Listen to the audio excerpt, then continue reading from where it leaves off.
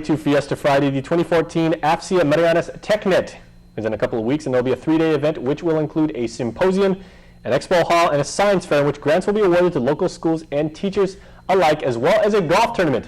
You can't have an event on Guam without one of those, especially a 5K, but we'll get into that in just a moment. And now to talk to me all about it are Commander Martin Sable, he is the AFCIA President, and Lieutenant Colonel Cato Martinez. Gentlemen, so honored to have you here. Thank you. Thank you for having us. Oh, okay, it's always a treat for us techies to talk about TechNet and what's going on with the STEM movement, especially out here in Guam. It's starting to ramp up a little bit, and we certainly appreciate the insight that you guys are having. So I remember last year one of the themes was about cloud computing for the workshop or conference, what have you. Are there any themes for this year that you're touching on?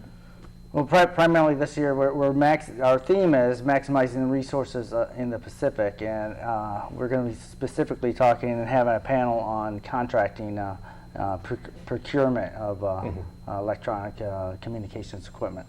That's very important because, of course, there's a certain cost that gets applied with this, and which many people neglect to take into consideration until the last part, and they're like, oh, it cost me $50,000 to do that thing? Right, and it's not just the cost of it, it's the process and who you need to actually work with in the Marianas to be able to make a purchase happen, really. The policies of purchasing also. So as a 50,000-foot teaser, give us a little bit, like what are some of the talking points that attendees can hope to take away from that as far as procurement?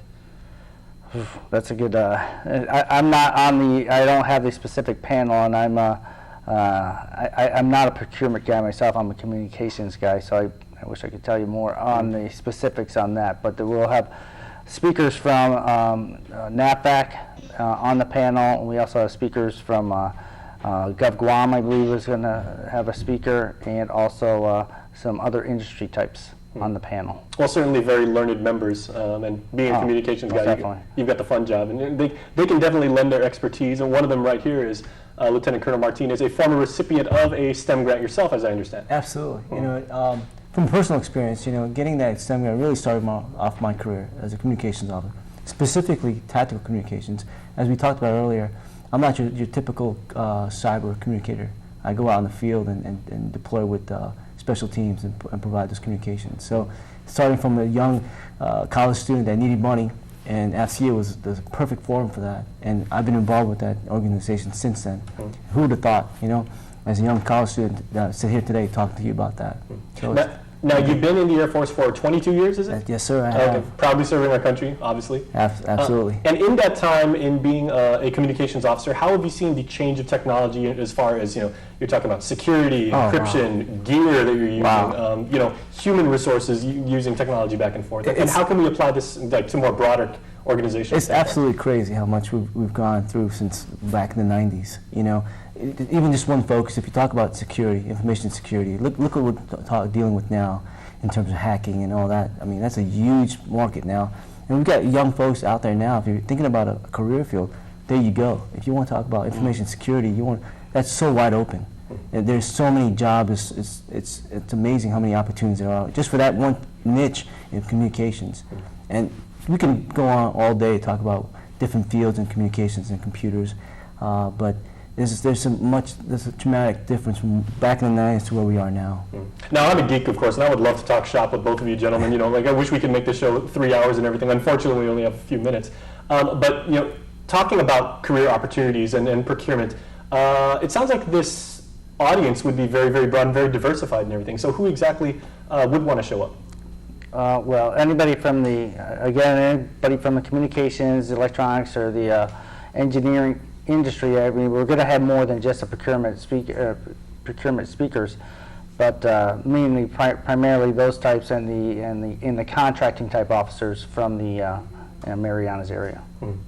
Now, getting back to the subject of grants again, Colonel.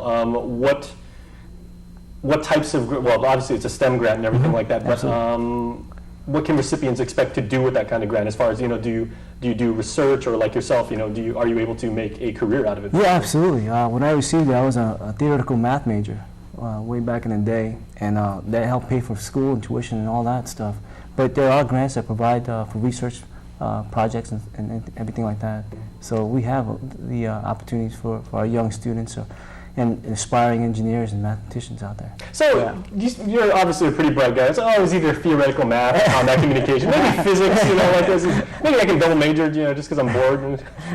To be honest with you, it was something I was good at. I liked playing with numbers, and it just kind of worked out that way. And coming into communications, again, I've been blessed. I was actually going to be a scientist, but I didn't want to get stuck in the lab. I wanted to go out and have some fun, get dirty, and go out and deploy. Well, certainly you've satisfied both sides of your I have. head. I've been involved in every operation and conflict since 1991. All right, and obviously very passionate about your jobs. Commander, if we can just end on exactly when is the conference and how should people register?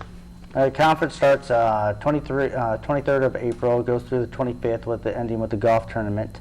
Online you can go to fciatechmarianas.org and they have all the and click on the logo and you have all the registration information right there. All right, I will be there this year, I promise, because I've been wanting to go the past 3 years and something's always come up, but I'm going to be there this year.